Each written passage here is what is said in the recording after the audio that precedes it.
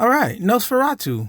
It's a film about a vampire who takes interest in a businessman's wife. Yeah, that pretty much sums it up. It's a real simple plot point. I gotta give Lily Rose Depp her round of applause. She acted her ass off. There's a bedroom scene that is like chef's kiss. Mwah. She did the damn thing. She is the standout of this movie to me. Everybody else acting was pretty good. Aaron Taylor Johnson, I wanted a little more. I think he could have gave a better performance, but it was decent. As far as the story was basic. The movie was a little long. There's a lot of slow shots that could have been edited down to, kind of tighten up the pacing. If you came in here looking for action, it's not an action horror movie. It's a horror suspense thriller type movie. The makeup was damn good. The way Bill Skarsgård portrayed him was damn good. They used the shadows well. The feel of the movie was all great. Oh, and there's quite a bit of nudities and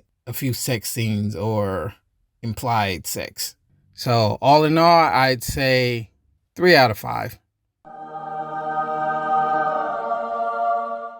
Now for the spoilers. So the movie was well acted, but it didn't have a real sense of purpose. You have Nosferatu, Count Orlok, is just kind of meandering through the plot. So the underlying plot is Lily, or Ellen, the agent's wife. She invoked his name somehow. It's never explained. They were supposed to be together, but then she found her husband and that disrupted the connection between them, I guess. And then years later, he decides that, okay, now I want to come back and get Ellen again and take him from Tom. It really kind of doesn't make sense because he says that he has to get permission. She has to come on her own free will, but she's coerced into doing it because he ends up saying, if you don't come with me, I'm going to kill you. And that part doesn't really make sense why he needs permission. It wasn't well explained or explained at all. And then it was a bit of a anticlimactic. Ellen ends up defeating him at the end because she kept him out past the sunlight. But it kind of didn't make sense because it's like he always can detect the sun. But I kind of get it, the way their situation happened.